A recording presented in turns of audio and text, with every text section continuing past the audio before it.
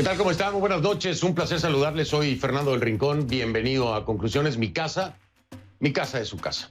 Bienvenido sea entonces a esta su casa. Esta es la semana número 20 de transmitir desde aquí y lo continuaremos haciendo mientras sea necesario. Y como usted ve, al menos aquí en los Estados Unidos sigue siendo muy necesario. Aquí en los Estados Unidos. Y en la Florida, más todavía, desgraciadamente. El COVID-19, a veces me pregunto si llegó para quedarse. Llegó para quedarse en estas condiciones, ¿eh? Porque de que se va a quedar, se va a quedar. Ahora, en estas condiciones, con estas cifras, con estos números de contagio, ¿se quedará así? Ojalá que no. Ojalá que no. En fin, el programa del día de hoy, de nueva cuenta, será dedicado en su totalidad a la situación que se vive en Bolivia. Porque, lo crea o no lo crea, finalmente el legislativo hizo su trabajo, ¿no? Los senadores, los diputados y al mismo tiempo la presidenta Yanine Áñez hizo su trabajo. ¿A qué me refiero con esto? Bueno, pues el día de hoy ya se determina y se promulga una ley que establece que la fecha de las elecciones será el 18 de octubre. Todo esto con la intención de lograr la pacificación del país y terminar con los bloqueos que están poniendo en riesgo la vida de cientos de personas. Solamente en el tema de suministro de oxígeno, de medicamentos, de alimentos, de combustibles, de todo eso, ¿no? Ese es el primer riesgo. El segundo riesgo, la ola de contagios que vendrá después por todas estas personas que se han visto expuestas en las calles, en los bloqueos, y aquellos que desgraciadamente han quedado varados, como los choferes de camión, que no pueden ir ni para adelante ni para atrás, que están pidiendo que les lleven agua, que les lleven comida, porque no se pueden mover. Entonces ese es el otro lado, el del COVID-19. Las cifras en Bolivia son malísimas en términos de contagios, malísimas. Pero esto necesariamente llevará a un repunte. ¿Por qué? Pues porque la gente está en la calle y no se están siguiendo protocolos. Así que seguramente veremos un repunte en el contagio. Por el otro lado, con los bloqueos, ¿cuántas muertes se pueden estar ocasionando por falta de suministros médicos y de oxígeno? La exigencia de las bases, de la central obrera, en fin, de todos estos que están bloqueando los puntos carreteros, los accesos, las salidas, todo, era que se estableciera por ley una fecha para las elecciones. Bueno, por ley se ha establecido, 18 de octubre. Entonces usted dirá, bueno, Fernando, pues ya se acabó el problema. Yo pensaba lo mismo. Honestamente dije, bueno, ya se fija la fecha, se acaba esto. No, no, resulta que no. Resulta que no porque estas bases y estos grupos, que incluso ya se los hemos mostrado, hay quienes están armados, están utilizando dinamita en algunas ocasiones para dinamitar montañas, provocar derrumbes y bloquear. En fin, nada pacífico el tema. Resulta que estas bases, estos grupos, entonces quieren que la fecha sea el 11 de octubre. Y que si no es el 11 de octubre, no van a parar los bloqueos hasta el momento. Esa es la postura. Dicen que van a consultar con las bases y que las bases van a tomar la decisión. La realidad es que hoy no se han desactivado o no han declarado que se desactivan los bloqueos. Así que la cosa sigue igual o peor, porque a eso se suma una parte de estos grupos que no solamente está exigiendo que sea el 11 de octubre, la fecha de las elecciones, no, está exigiendo la renuncia de Yanine Áñez y que ya no quieren elecciones. ¿Cómo ve usted el panorama? Además, lo que yo le digo, ¿no? Del 11 al 18. Son 7 días de diferencia. ¿En qué cambia una elección 7 días de diferencia? Digo, bueno, si pensamos en otras cosas como fraudes, etcétera, bueno, claro, puede cambiar en 24 horas, ¿no? Lo sabemos, en Bolivia lo sabe muy bien. Pero en términos, vamos a decir, normales, en un proceso electoral, ¿qué puede cambiar en 7 días? ¿Qué puede cambiar en 7 días? ¿Por qué necesariamente el 11 de octubre, no el 18? Ahora, todo esto de la fecha se movió precisamente por el tema de los contagios por COVID y el pico que iba a alcanzar Bolivia. También eso ya se le dio al traste, por completo. ¿Por qué? Pues porque ahora el pico va a ser más adelante. ¿Por qué? Porque va a haber un repunte de contagios necesariamente. Así que al parecer Bolivia está perdiendo por todos lados. Está perdiendo la sociedad, principalmente aquellas personas afectadas por COVID, aquellas que no tienen acceso a medicinas, alimentos, etcétera. Está perdiendo la política porque ha fallado. La política desde todos los frentes, ¿no? Señalan al gobierno de Yanine Áñez de inacción para poder controlar precisamente el tema de los bloqueos. Por el otro lado, pues la actitud de grupos afines al MAS, bloqueando de la forma que lo están haciendo, cometiendo delitos, porque finalmente son delitos, ¿no? Dinamitar para bloquear un camino, ir armados, tomar rehenes, amenazar con la toma del aeropuerto, en fin. Esa es la situación.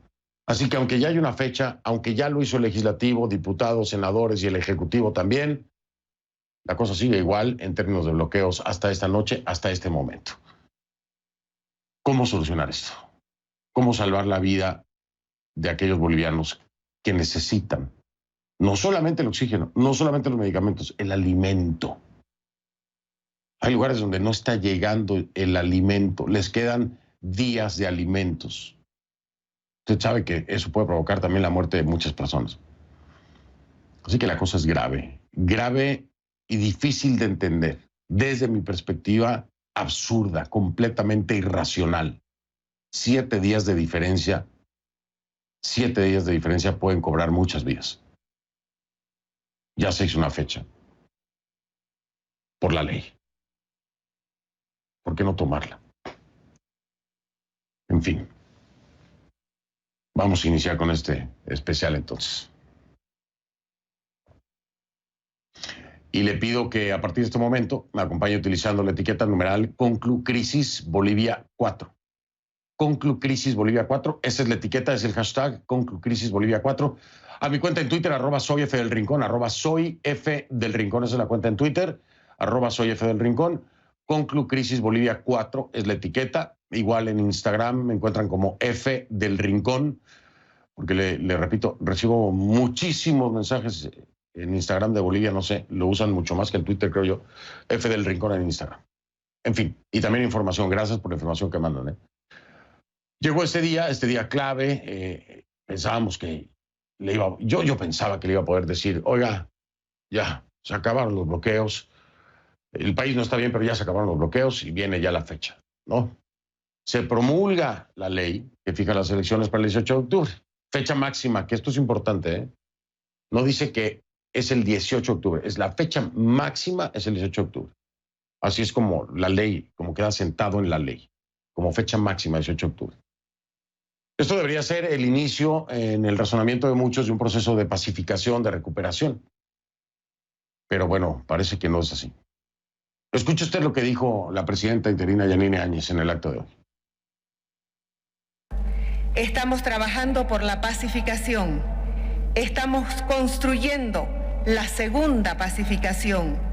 Lo hacemos con amor al prójimo y convencidos de que es posible una Bolivia democrática, donde todos tienen un lugar digno y la convivencia consiste en que todos se respeten y en que todos nos ayudemos mutuamente.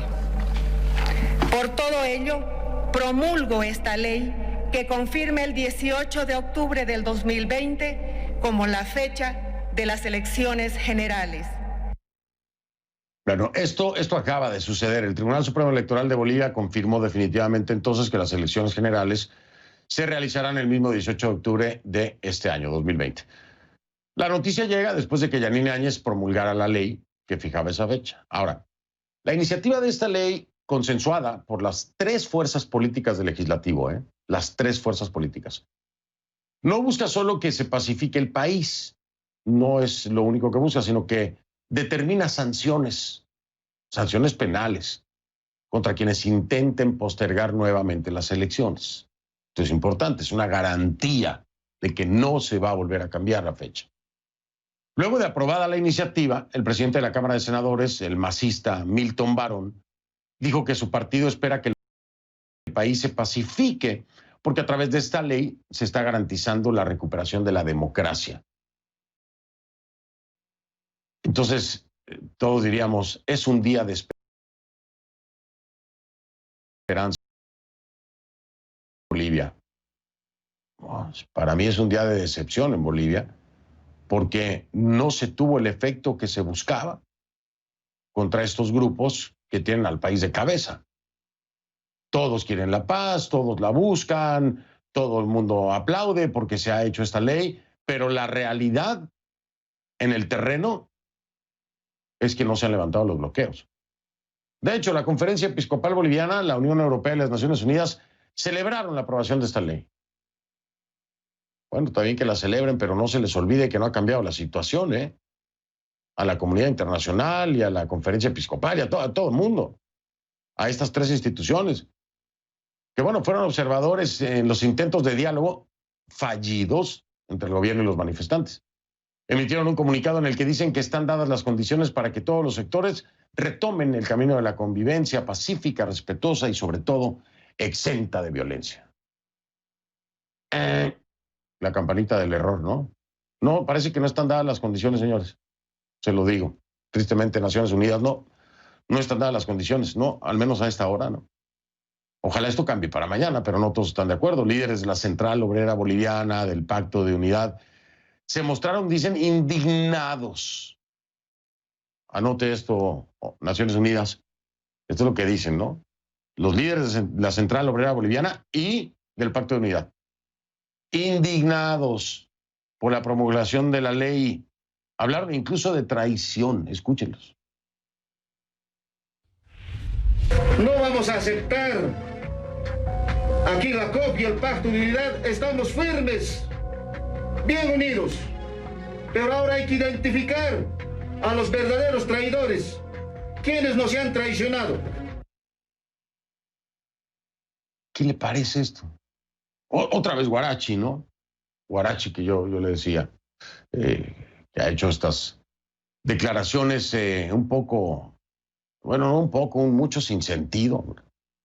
7 días de diferencia, ahora hay traición. Y apuntan, le digo, Guarachi y algunos otros dirigentes apuntan a una traición desde el legislativo. O sea, es a los legisladores, a los diputados, a los senadores, a los que les están diciendo nos traicionaron. ¿No? ¿Qué es lo que quieren entonces? Mire usted, aunque se buscaba la pacificación, pues no echaron para atrás, ni un pasito. ¿Cómo están los bloqueos? Para que tenga usted una dimensión de cómo siguen las cosas. Después de 11 días, después de 11 días de manifestaciones. Bueno, le muestro el mapa de Bolivia en el que se grafican muy claramente, con puntos azules, los lugares de detención o de bloqueo completo. O sea, no hay paso. Así están ahora las carreteras del país. Los bloqueos, por supuesto, se lo repito, insisto, han impedido durante todo este tiempo el paso de medicamentos y reactivos a Potosí, por ejemplo. Pero mire usted, se lo dejo claro en el mapa, ¿no? Esta información de los medicamentos y reactivos a Potosí, por ejemplo, que no ha pasado absolutamente nada, es información oficial, es de la Agencia Estatal de Noticias, de AVI. Ahí están todos los puntitos latiendo. Una comisión conformada por un representante del Ministerio de Salud y otros médicos fueron en una ambulancia para recoger los insumos, pero, adivinen qué, bueno, los bloqueos y quienes los hacían se los impidieron. Según el viceministro de Transporte, Julio Linares, los bloqueos han dejado entre 6,000 y 7,000 vehículos parados. Acuérdense que van 11 días, Muchos de estos llevan los 11 días ahí varados. ¿Qué significa esto? Entre 6,000 y 7,000 vehículos parados. Bueno, al menos 9,000 personas afectadas, entre choferes, acompañantes y familiares que están parados en las carreteras, sin comida y sin agua. Eso es solamente de aquellas personas que se encuentran varadas en las carreteras. 9,000, alrededor de 9,000 personas afectadas. Esto es sin contar a las personas que enfermaron por las bajas temperaturas. Los bloqueos han obligado en consecuencia a que el gobierno tenga que enviar alimentos y medicamentos a los afectados, a la misma gente que quedó detenida en medio de la carretera. O sea, que ya no es nada más los puentes aéreos para llevar oxígeno o las caravanas que se desvían por los bloqueos y que llegan tarde, sino que también ahora tienen que atender a todas estas personas, miles de personas varadas en las carreteras. Ya mañana es viernes. Y en este día tan esperado llega también el convoy de cisternas de oxígeno a La Paz. El lunes pasado había partido desde Santa Cruz con 66 toneladas de oxígeno. El miércoles estuvo en Cochabamba. Pero el gobierno tuvo que cambiar la ruta prevista hacia La Paz. ¿Por qué? Por las amenazas de dinamita. Y claro, por supuesto, se van a tardar más en llegar. ¿Y esto qué representa? Bueno, pues que tal vez alguna persona no alcance el oxígeno que necesitaba para sobrevivir. No se puede creer lo que está pasando, no se puede creer. No se puede creer y no se puede olvidar que todo esto está ocurriendo en medio de una pandemia. Es decir, si había un crimen o varios cometidos, sumándole la pandemia, la dimensión es otra completamente. No se olvide de eso. No se olvide de eso. En las últimas 24 horas hubo 66 fallecimientos en todo el país. El número total de muertos ya llega a 3.827. En el caso de contagios, el último reporte habla de 1.743 nuevos casos. Nuevos. Lo que eleva la sumatoria a 95.071. 96.459, me están dando la última cifra. 96.459, me están dando la última cifra de contagios. 96.459 casos de COVID-19. Esta es información del Ministerio de Salud de Bolivia. Esta es la última cifra, entonces. Bueno, imagínense, más alta. Ahora, estos números se reflejan en las calles, pero ¿cuántos casos hay no detectados todavía de todas estas personas que se encuentran varadas y los que están bloqueando? Ahí le encargo, ¿no? La Fuerza Especial de Lucha contra el Crimen de Bolivia informó que en las últimas 24 horas levantó 47 cadáveres de la vía pública y también de algunos domicilios. Por eso es tan importante que haya paz. Esa es la prioridad, que se terminen los bloqueos. Esa es la prioridad. Tiene que ser la prioridad. ¿Por qué? Porque si no la situación se va a poner mucho peor antes de terminar. Voy a marcar una breve pausa, si me lo permite. Al regresar voy a estar hablando con don Carlos Sánchez Berzaín, exministro de Bolivia, en vivo desde esta misma ciudad, desde aquí, desde Miami, para ver, bueno, cuál es el análisis, ¿no?, de parte de él, el panorama. Y más adelante, por favor, ponga mucha atención a esta historia. Morir en la espera. Es la súplica de Mario Limachi, un hombre boliviano que suplicó por oxígeno hasta el último momento. Es la cara de la tragedia, el sentimiento de impotencia de un país que dice ya basta. Les manda un mensaje prácticamente con su último aliento a los que bloquean. Dejen pasar el oxígeno. No llegó a tiempo. Mario murió. Le tengo la historia al regresar. A partir de este jueves, el gobierno italiano realizará pruebas para detectar coronavirus a quienes se hayan alojado o transitado por España, Grecia, Malta o Croacia durante los últimos 14 días. Estas personas solo pueden ingresar al territorio italiano si han dado negativo a las pruebas hasta 72 horas antes de llegar al país. Si los viajeros optan por no someterse a una prueba de coronavirus antes de la salida, deben hacerse la prueba a su llegada a Italia. Para eso se han puesto en marcha las llamadas pruebas de hisopo, que se llevarán a cabo a la llegada de los viajeros y proporcionarán resultados en 15 minutos. El proceso fue que 72 horas de venir a Italia tuve que ir a un centro hospitalario español, hacerme la PCR, esperar los resultados, que fueron negativos, evidentemente, por eso estoy aquí, y me pidieron el informe cuando bajé del avión y ya está, así ha sido. Sí tengo un poco de miedo, pero no por estar en España o en Italia, sino porque creo que en cualquier parte donde estuviera es una preocupación bastante grande el COVID. Yo he mantenido pues todas las medidas de seguridad de higiene en la mayor de la posibilidad, ¿no? Aquí, por ejemplo, veo que la gente no usa tanto la mascarilla en la calle. En España, al ser obligatorio en Madrid, en el transporte público, en comercios, pero además en la calle, en parques y todo, pues yo lo he mantenido y aquí noto que está un poco más relajado esa cuestión.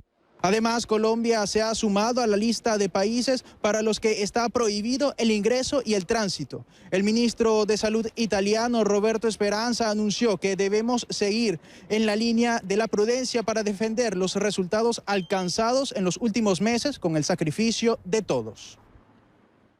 Esto forma parte de las medidas del gobierno italiano ante el aumento de casos de coronavirus en el país registrados de turistas italianos y también de extranjeros que ingresan al país. Para CNN, Daniel Díaz Vizzi, Roma.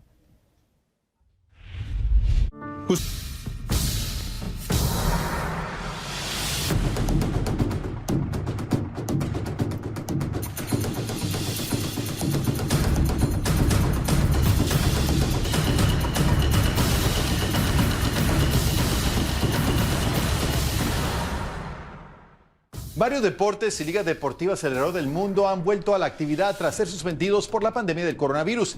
Y no debe sorprender a nadie que mientras algunos atletas exhiben un óptimo nivel a pesar de los retrasos o postergaciones, otros se ven fuera de ritmo, sin poder mostrar su mejor rendimiento y en algunos casos sufren consecuencias como lesiones. El regreso del deporte en tiempo de pandemia ha exigido lo máximo de un atleta, no solo físicamente y mentalmente, sino también emocionalmente. Y es así como crece el desafío. Al final, cualquier triunfo conseguido debe saber más dulce. Bienvenidos a esta edición especial de Deportes CNN.